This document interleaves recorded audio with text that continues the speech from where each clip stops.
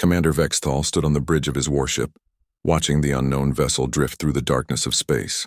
His 4 eyes focused on the strange craft displayed on the holographic screen. The ship looked damaged, with burn marks across its hull and sections that seemed to be patched together with metal plates. It was crude compared to the sleek vessels of the Jakari Dominion. "Commander, the vessel refuses to respond to our hails," his communications officer reported, his voice carrying the typical arrogance of their species. "Should we prepare boarding protocols?" Vextal nodded slowly. In his 12 campaigns across the stars, he had encountered 17 different alien species. All of them had either submitted to the Dominion or been destroyed. This unknown ship would be no different. It had violated their territorial space, and Jakari law was absolute. The crew would be captured, their technology studied, and their homeworld located for conquest. "Prepare the boarding teams," Vextal commanded. "Standard subjugation procedures. I want their command crew alive for questioning." 20 Jakari warriors assembled in the docking bay, their energy weapons charged and their armor gleaming under the bright lights. They were the finest soldiers in the fleet, trained since birth for combat. Vextal himself would lead this mission. He wanted to see these aliens up close, to understand what kind of species would dare enter Dominion space with such a primitive vessel. The boarding craft latched onto the unknown ship's hull with a metallic clang. Cutting tools began slicing through the outer airlock, spraying sparks into the void. Within minutes, they had breached the hull and entered the alien vessel. The interior was as crude as the exterior. Exposed pipes ran along the walls and flickering lights cast strange shadows. The air was breathable but carried an odd scent that Vextal could not identify. Everything about this ship spoke of a species that built for function rather than elegance. "Spread out," Vextal ordered. "Find the crew and secure them." His warriors moved through the corridors with practiced efficiency. They had done this hundreds of times before. But something felt different this time. The ship was too quiet, and there were signs of recent battle. Blast marks scarred the walls, and in several places, bulkheads had been sealed with emergency foam. They reached what appeared to be a cargo bay. The doors were damaged, but still partially closed. Vextal signaled for his warriors to take positions, then activated the manual override. The doors groaned open, revealing the chamber beyond. Inside, 5 creatures stood waiting. They were bipedal, roughly the same height as the Jakari, but built differently. Their bodies looked softer, less armored, more vulnerable. But their eyes held something that made Vextal pause. These were not the eyes of prey animals. These were predators' eyes. The creatures wore damaged armor suits and held primitive projectile weapons. Blood stained their equipment, and several showed obvious injuries. Yet they stood in formation, weapons raised, ready to fight.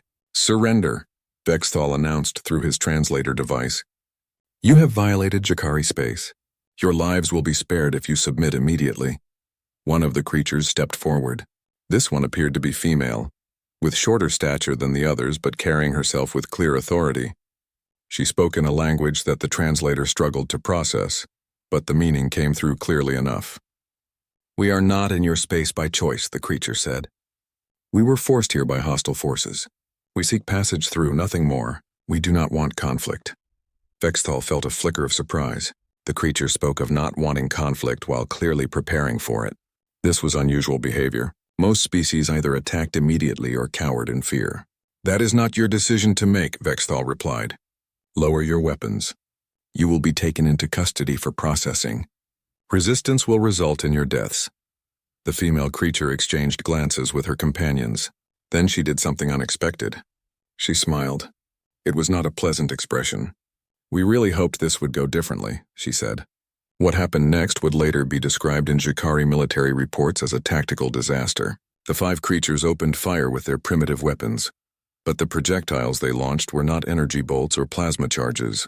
They were solid metal slugs that moved faster than sensors could track. 3 Jakari warriors fell in the first seconds, their energy shields useless against the kinetic impacts. The humans moved with practiced coordination, using the cargo containers as cover while maintaining overlapping fields of fire. When the Jakari tried to flank them, explosive devices detonated, sealing off corridors. Vextal fired his energy lance, striking one of the creatures in the shoulder. The human stumbled but did not fall. Instead, the creature turned and fired back, forcing Vextal to dive behind cover. A projectile struck inches from his head, punching a hole clean through the metal bulkhead. The battle lasted less than 3 minutes, but in that time, Vexthal lost 8 warriors. 8 of his finest soldiers killed or critically wounded by 5 injured aliens armed with crude weapons. It should have been impossible. "Retreat!" Vexthal ordered, his pride burning with shame. "Fall back to the boarding craft." As his remaining warriors pulled back carrying their wounded, Vexthal caught one last glimpse of the female creature. She was speaking into a communication device, and though the translator could not catch everything, he heard enough. Captain Chen reporting.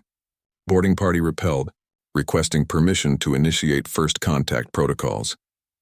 Back aboard his ship, Vexthal stood in the command center, his body still trembling with adrenaline and something he rarely felt, uncertainty. His crew looked at him with expressions mixing shock and disbelief. They had all witnessed the battle through his armor's camera feed. "Commander, what are these creatures?"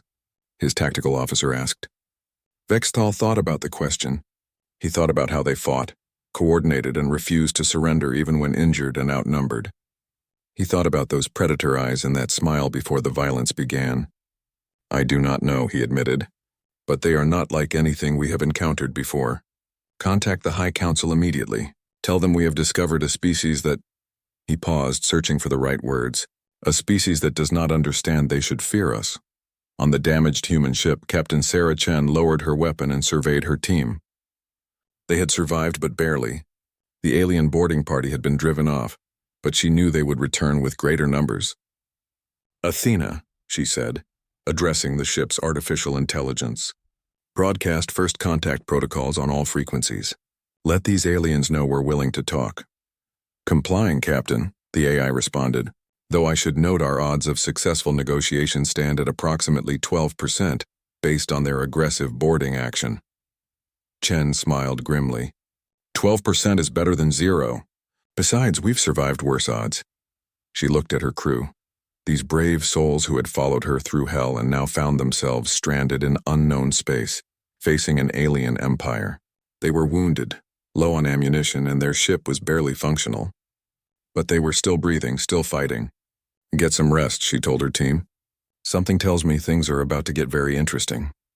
In the vast darkness between stars, 2 civilizations had just collided. Neither yet understood what this encounter would mean, not just for themselves, but for the entire galaxy. The first shot had been fired, the first blood spilled, and now both sides would have to decide whether to choose war or something far more difficult. The cosmos waited to see what would happen next. 3 days before the boarding incident, the UESS Indomitable had been responding to a distress signal from a mining colony on the edge of human space. Captain Sarah Chen remembered the moment everything went wrong. They had dropped out of faster-than-light travel into an ambush. Unknown alien vessels, organic-looking ships that seemed alive, had swarmed them like insects. The battle had been brief and brutal. The Indomitable fought back with everything it had, but the enemy was too numerous. Just when destruction seemed certain, the science officer detected a wormhole opening nearby. Chen made a desperate decision. She ordered the ship through the unstable portal, knowing they might never come back. They survived the transit, but barely. The wormhole collapsed behind them, stranding them in this unknown region of space. 40% of the crew was dead or critically wounded. The engines were damaged. Life support was failing in 3 sections, and their ammunition was nearly depleted. Chen had faced many difficult situations in her military career, but none quite like this. Now she stood in her ready room, looking at the tactical display. 20 Jacari warships surrounded the Indomitable. They had arrived 6 hours ago, taking up positions that made any escape attempt impossible. The lead ship, massive and intimidating, had identified itself as the Eternal Judgment. "Captain, incoming transmission," Athena announced. "The Jacari adjudicator is requesting communication." "Put it through," Chen said, straightening her uniform. The screen flickered to life, showing a Jacari unlike the warriors who had boarded her ship. This one wore robes instead of armor, and his 4 eyes gleamed with intelligence rather than aggression. He spoke, and the translator made his words clear. "I am High Adjudicator Cormathal, voice of the Dominion Council. You have violated our territorial space and attacked our warriors. This is an act of war. I demand your unconditional surrender. Your crew will be processed, your ship dismantled, and your homeworld located for evaluation." Chen took a breath before responding. Everything depended on the next few minutes. I am Captain Sarah Chen of the United Earth Space Service. We did not intentionally enter your space. We were fleeing hostile forces and had no choice but to use an unstable wormhole. We seek passage through your territory, nothing more. Cormathal's expression did not change. Your intentions are irrelevant. You are here. You have spilled Jakari blood. There must be consequences. Your warriors attacked us first, Chen pointed out. We defended ourselves. That is not the same as aggression. My people have a saying, do not start fights but always finish them. For the first time, something like curiosity appeared in Cormathal's eyes. Your species interests me. In 3,000 cycles, we have encountered 17 alien civilizations. All either submitted immediately or were destroyed. You did neither. You fought with primitive weapons and tactics that should not have worked. Yet you prevailed. How? Chen considered her answer carefully. Because we've had practice. My species has fought itself for thousands of years. We've nearly destroyed ourselves multiple times. We learned how to fight not just with weapons but with determination and creativity. We learned that victory isn't always about having the best technology. Cormathal was silent for a long moment.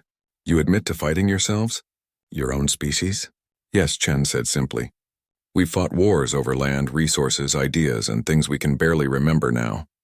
We've killed millions of our own kind. It's not something we're proud of, but it's part of our history. Eventually, we learned that cooperation was better than destruction, but we never forgot how to fight. The adjudicator leaned forward. This is difficult to understand. The Zakari have been united for millennia.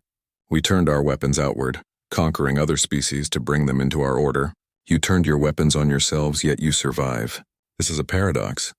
Maybe, Chen agreed. But it's made us who we are. We know the cost of war. We know what it means to lose everything. That's why we prefer peace. But it's also why we're very good at fighting when we have no other choice. Cormathal seemed to consider this. I propose something unusual. Rather than simply destroying your vessel or taking you into custody, I want to understand your species better. I challenge you to prove your worth through single combat. Choose a champion from your crew. We will choose one of ours. If your champion prevails, we will negotiate terms. If our champion wins, you surrender unconditionally. Chen felt her heart rate increase. It was a trap, obviously. The Jakari were larger, stronger, and probably had genetic enhancements, but it was also an opportunity. If she refused, they would simply attack and destroy the Indomitable. This way, there was at least a chance. I accept, she said, but I have conditions. The fight must be fair, no hidden advantages, and regardless of outcome, my wounded crew receives medical attention. Agreed, Cormathal said. The combat will take place aboard the Eternal Judgment in 6 hours. Prepare your champion. This fight will be broadcast across the galaxy. Many civilizations will watch to see how these humans truly fight. The transmission ended. Chen immediately called a meeting with her senior staff. When she explained the situation, there was a moment of stunned silence. I'll do it, Lieutenant Marcus Webb said immediately. He was the ship's security chief, a man who had been an Olympic martial artist before joining the military. He was fast, skilled, and most importantly, he understood that sometimes fighting wasn't about winning, but about sending a message. Marcus, you've seen these aliens, Chen said. They're bigger than us, probably stronger. Their champion will be their best warrior. This might be a suicide mission. Webb smiled. With respect, Captain, this whole situation is a suicide mission. At least this way I can make it count. Besides, I've been training in zero-gravity combat and mixed martial arts for 15 years. I know things these aliens don't. Chen looked at her officer and saw the determination in his eyes. She understood then what she had to do. All right, you're our champion. But you don't just need to fight well. You need to show them who we are. Show them that humans don't quit. Over the next 6 hours, the crew prepared. Athena analyzed every piece of data they had on Jakari physiology and combat styles. Webb trained, stretching and running through combat scenarios. The rest of the crew said their goodbyes, knowing that regardless of the outcome, everything was about to change. When the time came, Webb put on a simple combat suit and boarded a shuttle to the Eternal Judgment. Chen went with him, along with 2 other crew members. As they docked with the massive alien vessel, Chen placed a hand on Webb's shoulder. Remember, she said quietly, win or lose, show them we're worth knowing. Show them humans are more than just another species to conquer. Webb nodded. I'll make them remember us, Captain. One way or another. They were escorted through the alien ship by Jakari guards. The corridors were massive, designed for beings larger than humans. Everything was clean and efficient, speaking of a civilization that had perfected order and control. Finally, they reached the arena. It was a large circular chamber with a transparent floor suspended over empty space. Thousands of Jakari watched from observation decks above and below. Chen could feel their eyes on them, judging, evaluating, waiting to see these weak creatures fail. On the opposite side of the arena stood the Jakari champion. He was massive, easily 7 feet tall, with muscles that rippled under his dark skin.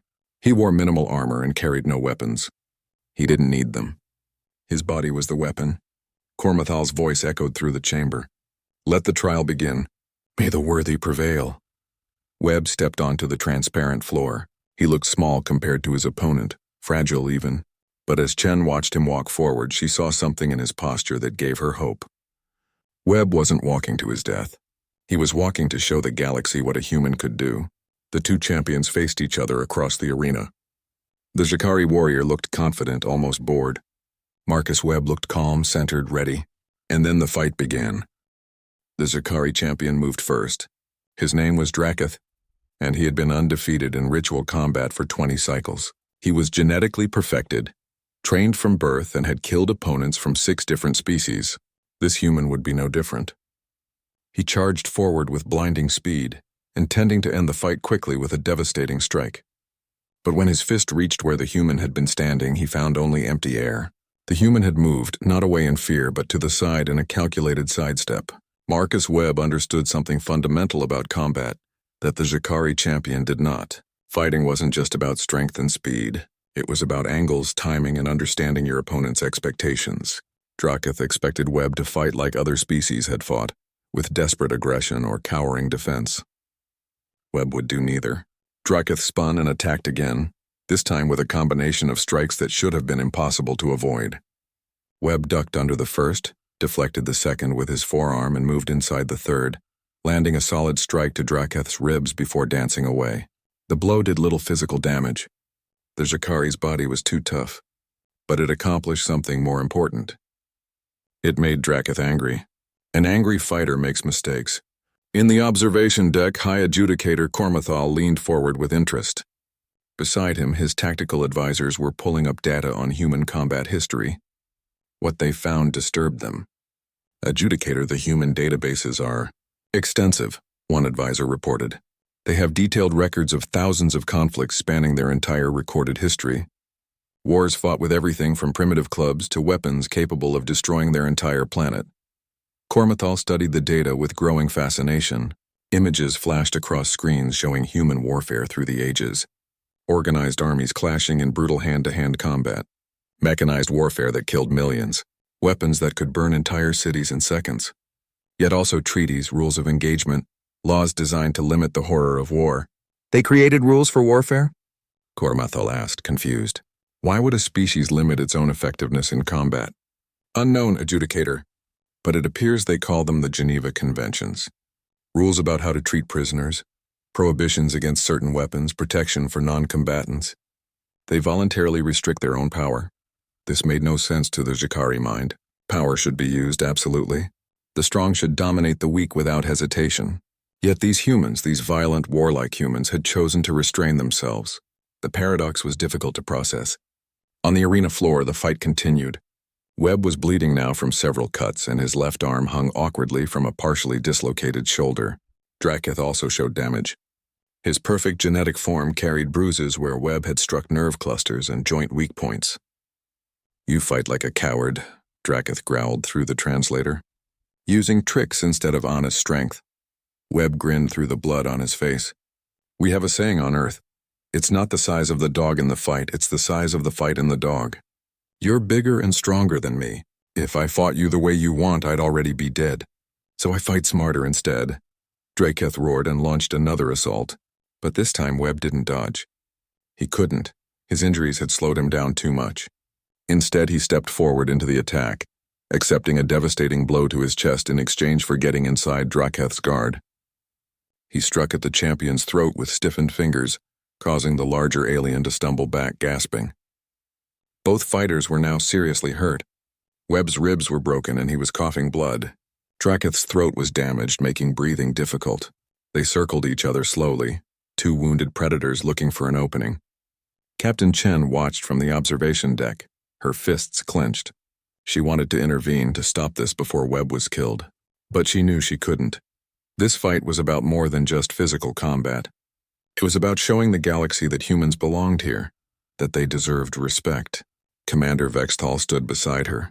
He had been observing the fight with a strange expression on his face. Finally, he spoke. "Your warrior fights well," Vextal said quietly. "When my boarding party attacked your ship, you could have killed us all. Your weapons were clearly superior in that environment, but you showed restraint. You wounded us, drove us back, but did not pursue to finish us. Why?" Chen considered the question. "Because killing should be a last resort, not a first option. We defended ourselves because we had to. But we didn't want to start a war over a misunderstanding. We still don't." Vextal was silent for a moment. "This is not how the Jakari think. When we encounter new species, we subjugate them immediately. It has always been this way. But watching your Lieutenant Webb fight, I wonder if we have been wrong. He could surrender now. He has fought with honor, proven his courage. Draketh would grant him an honorable death, yet he continues. Why? Because that's what humans do," Chen said simply. "We keep fighting, not because we want to, but because we can't give up. It's in our DNA. We've faced extinction events, ice ages, plagues, wars that killed millions. We've nearly destroyed ourselves a dozen times, but we're still here. We endure." On the arena floor, Draketh had Webb cornered. The human was barely standing, held up by pure willpower and adrenaline. The champion raised his fist for a final killing blow. Victory was certain. But then Webb did something that shocked everyone watching. He smiled. "You know what the difference is between you and me?" Webb said, his voice weak but clear. "You fight because you were bred to fight, designed for it, made perfect. But I fight because I chose to. Every morning, I could have walked away from this life. Could have taken a safe job, raised a family, lived in peace. But I chose to be a soldier, chose to stand between my people and danger. That choice makes all the difference." Draketh hesitated. Something in the human's words penetrated his warrior's mind. This creature, so weak and damaged, still spoke with absolute conviction. He was ready to die, accepted it even, but he was not defeated. "Kill me," Webb continued, "and you prove you're strong. Everyone here already knows that. Spare me and you prove you're wise. You prove the Jakari can be more than just conquerors. Your choice defines your entire species. Choose carefully." For a long moment, the arena was absolutely silent. Every being watching held their breath, waiting to see what would happen. Draketh's fist remained raised, ready to strike. But slowly, impossibly, he lowered it. "I yield," Draketh announced, his voice carrying through the chamber. "This human has defeated me not with strength, but with something I do not fully understand. His words carry more power than any physical blow. I cannot kill him. I will not." The observation deck erupted in chaos. Jakari voices rose in shock and anger. Their champion had surrendered to an inferior species. It was unprecedented, unthinkable, impossible, yet it had happened. High Adjudicator Cormathal raised his hand, demanding silence. When the chamber quieted, he spoke. "Bring Captain Chen before the council. We will deliberate on this matter. The verdict we deliver today will echo across the galaxy. It will define how we are remembered by future generations. This decision cannot be made lightly." As guards escorted Chen to the council chamber, Webb collapsed on the arena floor. Medical teams from both species rushed to help him. As they carried him away, he managed to catch Chen's eye and gave her a small nod. He had done his part. Now it was up to her to finish what he had started. The council chamber was massive, with seats for hundreds of Jakari officials. Chen stood alone in the center, small and vulnerable, but she stood straight, meeting their eyes without fear. "Captain Chen of Earth," Cormathal began, "your champion has done something no other species has managed in 3,000 cycles. He made our greatest warrior question the very foundations of our society. Before we deliver judgment, I want to understand. What makes humans different?" Chen took a deep breath. "Everything led to this moment. We're not different because we're strong or smart or advanced. We're different because we survived ourselves. We learned the hard way that the measure of a civilization isn't how well it destroys, but what it chooses to protect. We could have wiped ourselves out with nuclear weapons decades ago. We came close, so close you can't imagine. But we chose not to. We chose to talk instead of fight. to build instead of destroy. That's what makes us human. The council members murmured among themselves. Cormathal prepared to announce their verdict, but suddenly every alarm in the ship began to sound at once. Red lights flashed and automated voices announced imminent danger. The holographic displays lit up, showing what had just emerged from faster-than-light space. Ships. Hundreds of them. Not Jakari vessels and not human. These were the same organic-looking ships that had attacked the Indomitable days ago. The Vex swarm had found them, and they had brought an armada. The Vex bioships moved through space like a disease spreading through a body. They were not built but grown, their hulls pulsing with organic life, their weapons biological projectiles that ate through metal and energy shields alike. They had followed the Indomitable through the wormhole, drawn by the quantum signature of the portal's collapse. High Adjudicator Cormathal watched the tactical display with growing alarm. The Jakari fleet was powerful, perhaps the most powerful in this region of space, but they had never faced anything like this. The Vex did not communicate, did not negotiate, did not even seem to think in any way the Jakari understood. They simply consumed everything in their path. Adjudicator, the swarm is launching attack organisms, his tactical officer reported. Estimate 300 bioships, increasing every minute as they spawn new units from the larger vessels. Captain Chen stood beside Cormathal, having been rushed to the bridge when the alert sounded. She recognized these ships immediately. Her face went pale. "These are the hostiles that attacked us," she said. "They don't stop. We hit them with everything we had. Nuclear missiles, railguns, even tried to ram them. Nothing worked for long. They adapt too quickly." Cormathal turned to face her. "Your trial is suspended. This is a threat to the Dominion itself. I must focus on defending my people." "Then let us help you," Chen said immediately. "The Indomitable is damaged, but we can still fight. We have weapons and tactics you don't have. Together we might stand a chance. You would fight beside us? After we attacked your vessel and put your champion through that trial?" Cormathal's four eyes studied her carefully. Chen met his gaze steadily. "Those are my people down there in the Zakari medical bay.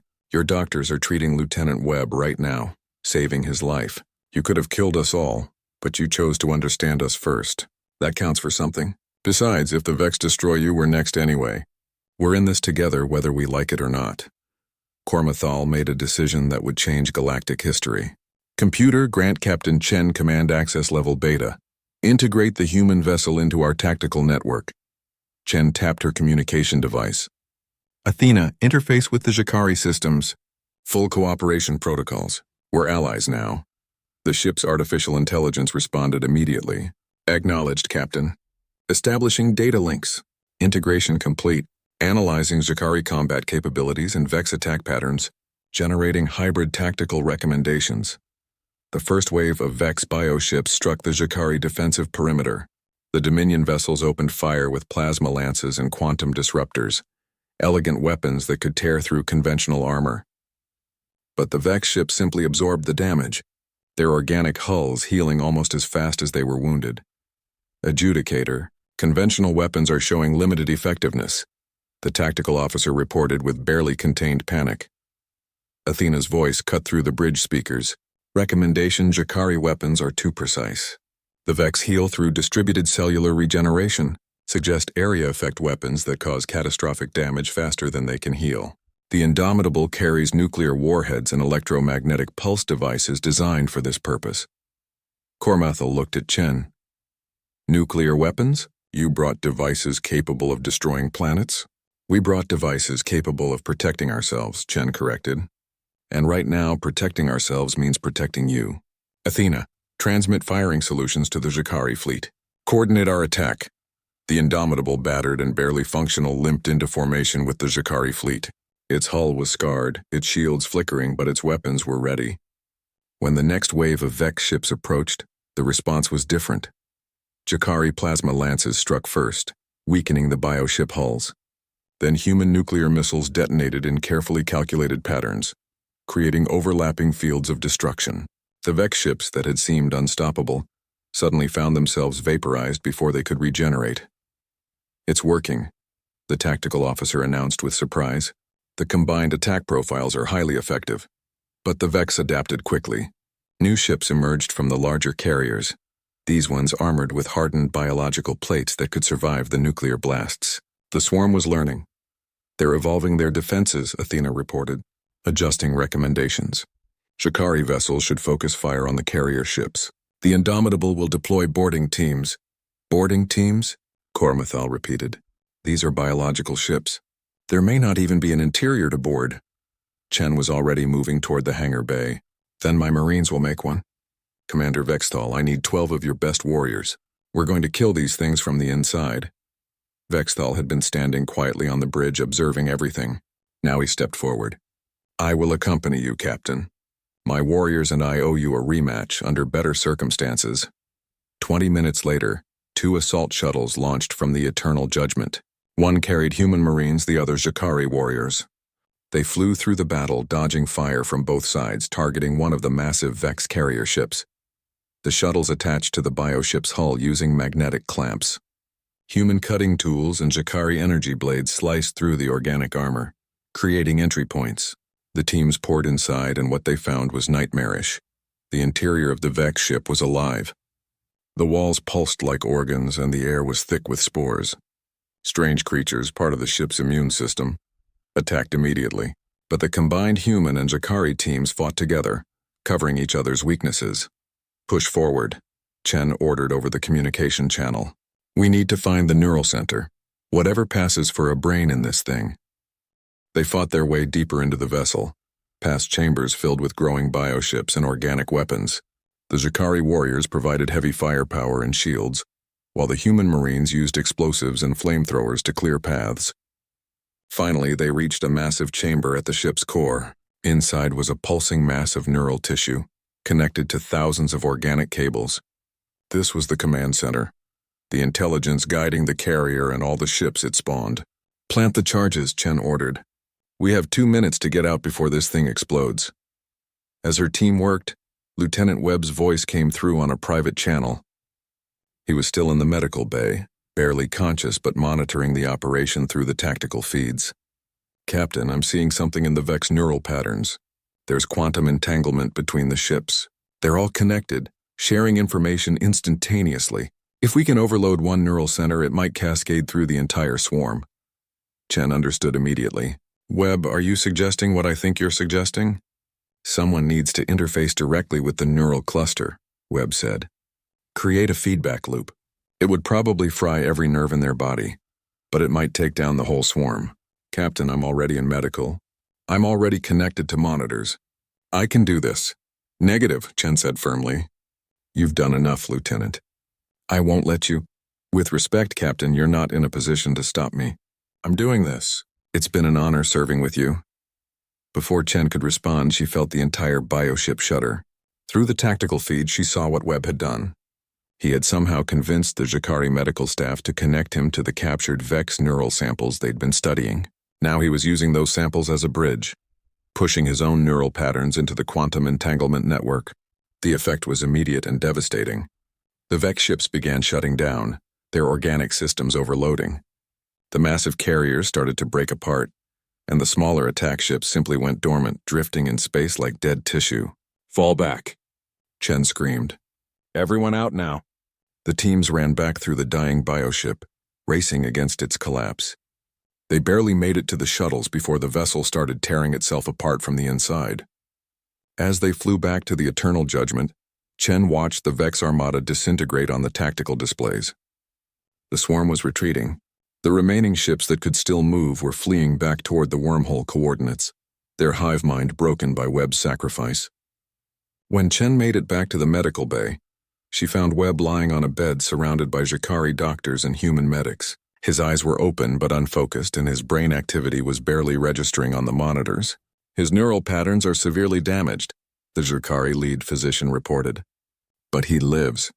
His mind has been altered by the interface with the Vex network. We do not know what the long-term effects will be.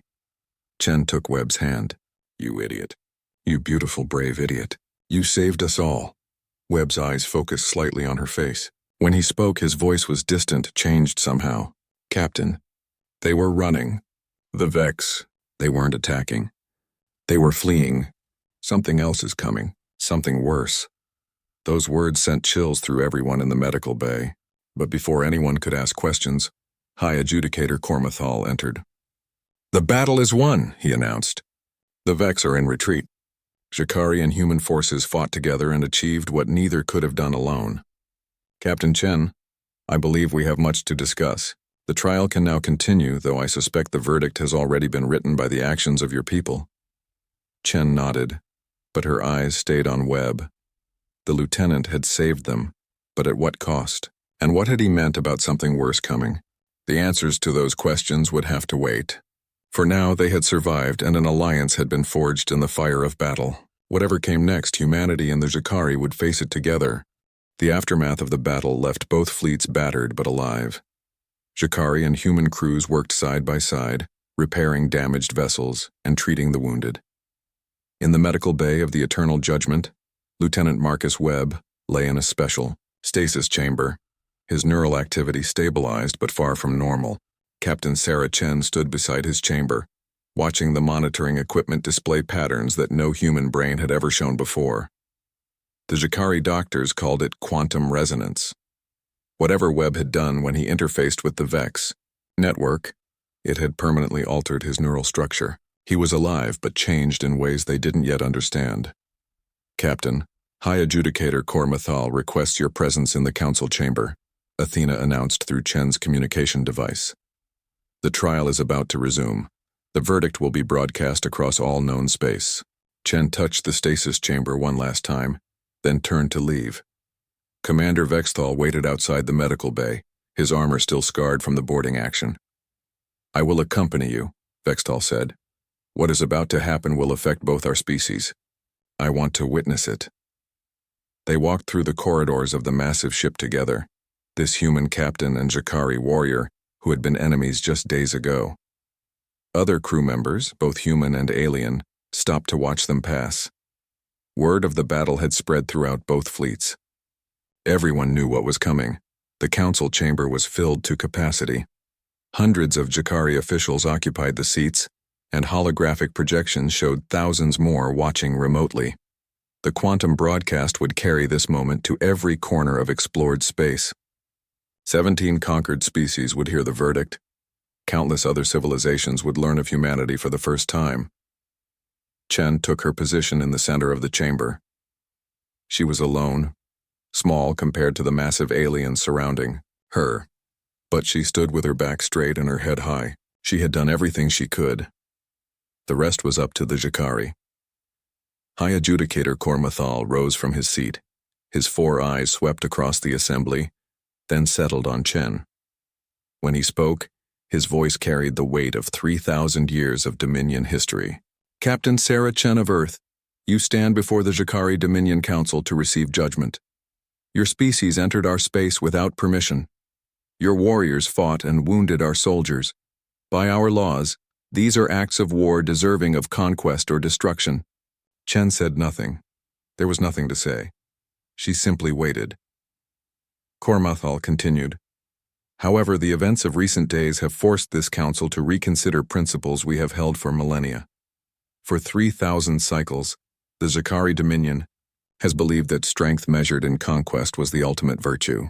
We encountered 17 alien civilizations. All were either destroyed or absorbed into our empire. We believed this was the natural order of the universe. The strong dominate the weak. It has always been this way." He paused, and something changed in his expression. It was subtle, but Chen recognized it. Humility. An emotion she had not expected to see on an alien face. "We were wrong," Cormathal said, and the council chamber erupted in shocked murmurs. He raised his hand for silence. "These humans, these fragile beings with their primitive vessels and crude weapons have shown us a truth we had forgotten. True strength is not the ability to destroy, but the wisdom to choose when not to. When our warriors boarded their ship, Captain Chen's crew could have killed them all. Instead, they showed restraint. They wounded and drove back our forces, but did not pursue to finish what we had started." Vexthal stepped forward, speaking without permission. "I led that boarding party, Adjudicator. I confirm Captain Chen's words. The humans had superior tactical position and weapons more effective than our own in that environment. They could have slaughtered us. Instead, they gave us the opportunity to retreat. This is not weakness. This is strength under control. Cormathal nodded. When we demanded single combat, Lieutenant Webb fought not to prove his superiority, but to show us what it means to have courage despite weakness. He accepted death willingly, yet our champion could not strike the final blow. Why? Because Webb's words carried a truth that transcended physical combat. He showed us that choice matters more than capability. The adjudicator's voice grew stronger, more certain, and when the Vex swarm attacked, these humans did not use our distraction to escape. They stood beside us. They fought with us. Captain Chen risked her life and her crew to defend people who had threatened to destroy her. This is not the action of a species that deserves conquest. This is the action of a species that deserves respect. Chen felt tears forming in her eyes but refused to let them fall. Not yet. Not until she heard the complete verdict. Therefore, Cormathal announced, the Dominion Council has reached a unanimous decision. Humanity is not to be conquered. Humanity is not to be subjugated. Humanity is to be welcomed as an equal partner in the galactic community. We offer formal alliance between our species. The chamber fell silent. This was unprecedented. The Zakari Dominion had never offered alliance to anyone. They conquered or destroyed. They did not negotiate as equals. But Cormathal was not finished. Furthermore, effective immediately, the Zakari Dominion begins a new era. All 17 previously conquered species will be offered their freedom. We will no longer expand through force. Instead, we will form a galactic coalition based on voluntary cooperation and mutual benefit. This is the lesson humanity has taught us. This is the verdict that will echo across the cosmos. Now Chen did let the tears fall. She had hoped for survival, maybe even safe passage home. But this was something far greater. This was a chance to change the entire galaxy. Captain Chen, Cormathal said, his tone gentler now. We offer you ambassadorship to represent your species in the formation of this new coalition. Will you accept? Chen wiped her eyes and smiled. With respect, Adjudicator, I need to decline. My place is with my ship and my crew. We've been away from home too long. We need to return to Earth and report what's happened here, but I'm honored by the offer. Then we will provide you with the technology to repair your vessel and stabilize the wormhole for your journey home, Cormathal said. And when you reach Earth, tell your people that the galaxy awaits them. Tell them that the Zakari Dominion, and the coalition we are forming, looks forward to meeting humanity as friends rather than enemies. Vexthal stepped forward again. Captain Chen, I request permission to accompany you to Earth. I wish to serve as the first Zakari ambassador to your world. I have fought beside your people. I want to see the world that creates such warriors. Chen looked at the alien commander who had once tried to capture her ship. Now he wanted to go to Earth as an ambassador. The universe worked in strange ways. Permission granted, Commander, she said. Though I should warn you, Earth might not be ready for visitors from space. We've been alone for a long time. This will be quite a shock. Then we will face that shock together, Vexthal said with something that might have been a smile. Over the next several days, Shikari engineers worked with the Indomitable's crew to repair the damaged ship. They provided new engine components, medical supplies, and technology to stabilize the wormhole that had brought Chen's crew to this region of space. The humans learned from the Zakari, and the Zakari learned from the humans. It was the beginning of an exchange that would continue for generations. Lieutenant Webb was removed from stasis. He could walk and talk, but he was changed. His eyes sometimes seemed to focus on things others couldn't see, and he occasionally spoke in languages no one recognized. The interface with the Vex network had left him with fragments of their collective memory, embedded in his consciousness. Captain, Webb said during one of Chen's visits to his recovery room, the Vex showed me something. They weren't attacking us because they wanted to. They were fleeing.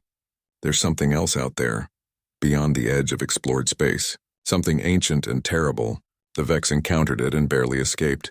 That's why they were moving through inhabited space. They were running away. Chen felt a chill run down her spine. What did they encounter, Marcus? Webb's eyes went distant. I don't know. Their memories are fragmented, more feeling than fact. But whatever it is, it's been watching the galaxy for a very long time, and now it knows we're here. The Vex broadcast called it when we destroyed so many of their ships. We sent out a signal we didn't know we were sending. Are you saying something worse than the Vex is coming? I'm saying the galaxy just got a lot more complicated, Webb replied.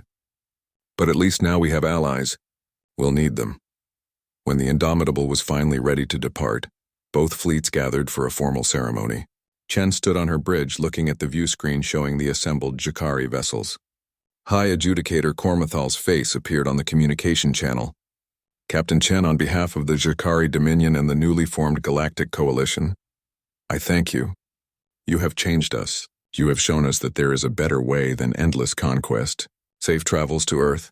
We will be waiting for your return. Thank you, Adjudicator, Chen replied. For everything. For choosing understanding over destruction. For proving that different species can work together. We'll carry that lesson home with us. The Indomitable turned toward the stabilized wormhole.